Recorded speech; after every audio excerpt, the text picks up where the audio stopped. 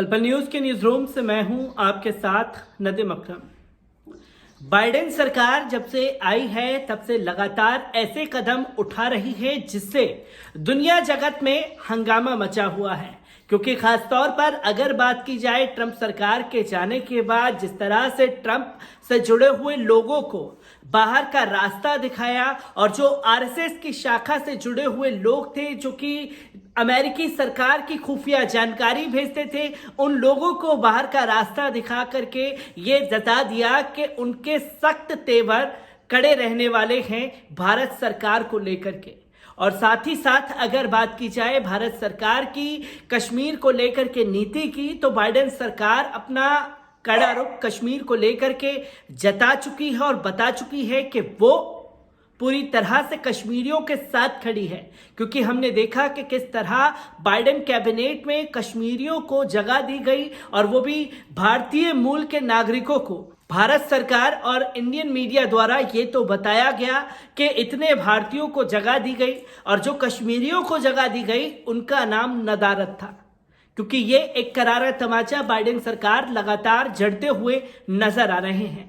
और एक अब ऐसा ही कदम बाइडेन सरकार ने उठाया है जो कि उन लोगों के मुंह पर करारा तमाचा है जो मुस्लिम विरोधी गतिविधियों को लगातार अंजाम दे रहे हैं। मुसलमानों को बदनाम करने का ठेका जिन्होंने ले रखा है, उन लोगों के मुंह पर एक करारा तमाचा एक बार फिर बाइडेन सरकार ने जड़ दिया है।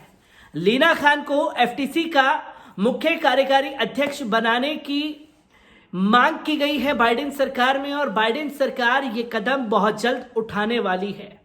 क्या है पूरा मामला, एक बार इस पर नजर डालते हैं। अमेरिका राष्ट्रपति जो बाइडेन 32 वर्षीय लीना खान को कोलंबिया कानून के संघीय व्यापार आयुक्त के रूप में नामित करने की संभावना है। उसे विद्रोही आंदोलन में अग्रणी आवाज के रूप में जाना जाता है। यदि बाइडेन प्रशासन नामित और सीनेट द्वारा पुष्टि की जाती है तो वह सबसे कम उम्र की एफटीएस आयुक्त बनाए जाएंगे। वह गोपनीयता, डेटा सुरक्षा और विश्वसनीयता को देख रेख करेंगी। अमेज़न का अटेंडेंट विरोधाभास येल को अभी भी एक कानून के छात्र खान ने जनवरी 2017 में ये लॉ जर्नल के प्रकाशित अमेज़न एंटिटी पैराडॉक्स शीर्षक के 96 पेज का एक जिंगल निकाला। मोटे तौर पर खान की दलील ये है कि पुराने अविश्वास ढांचे को इंटरनेट युग तय करने की आवश्यकता है। यह मामला बनाती है कि उपयोगिता अधिशेष तर्क अकेले पर्याप्त या कभी भी बुद्धिमान नहीं है। खान दो सवालों के रूप में प्लेटफॉर्म बाजारों के लिए प्रतिस्पर्धा नीति के अलग युग को आगे बढ़ाता है। पहला, हमारा क्या कानूनी ढांचा इंटरनेट अर्थव्यवस्था के प्रमुख फॉर्मों के अधिग्रहण और व्यायाम करने की वास्तविकता को पकड़ता है, और दूसरा, कानून के किन रूपों और डिग्री को प्रतिस्पर्धा के खतरे के रूप में पहचाना जाना चाहिए। इन सवालों पर विचार किए बिना हम उन शक्तियों के विकास की अनुमति देने की जोखिम उठाते हैं जिसका हम विरोध करते हैं लेकिन पहचानने में असफल होते हैं। खान को एफटीसी आयुक्त के रूप में नामित करने का फैसला किया है। नियामक कानून निर्माता आंदोलन बिग टेक पर लेने के दबाव का सामना कर रही हैं। इससे पहले वर्तमान एफटीसी के कार्यकारी अध्यक्ष रेबेका स्टॉलर ने कहा था कि एजेंसी तकनीक के प्रति आक्रामक रूप अपनाएगी।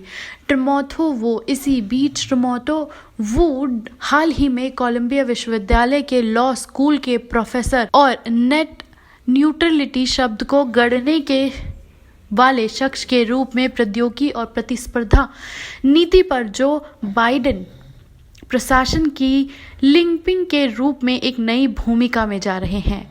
उनका वैधतापूर्ण कार्य अब तक बड़े तकनीक प्लेटफॉर्मों के खिलाफ नंगे पैर चलने वाले नियामक एजेंडे का संकेत देता है। बिग टेक के लिए दोनों की दृष्टिकोण उनके ग्राउंड ब्रेकिंग पेपर पर स्पष्ट है। तो दोस्तों, आपने देखा कि बाइडेन सरकार लीना खान को एफटीसी का अध्यक्ष बनाने वाली है, जो कि खुफिया जानकारियां जो हैं वो बाइडेन सरकार की उनके पास रहेंगी और साथ ही साथ जो भी गतिविधि बाइडेन सरकार के खिलाफ बनाने की सोशल नेटवर्किंग के जरिए कोशिश करेगा, उसकी जानकारी बाइडेन सरकार को पहले से दी जाएगी। ये लगातार बाइडेन सरकार का सराहनीय कदम सामने आ रहा है, जिसमें मुस्लिम महिलाओं को जो तवज्जो बाइडेन सरकार दे रही है वो कई मुस्लिम विरोधी चेहरों को रास नहीं आ रहा है। मैं लीना खान से जुड़ी हर एक अपडेट आप लोगों के साथ यूं ही साझा करता रहूंगा। दीजिए इजाजत, शुक्रिया।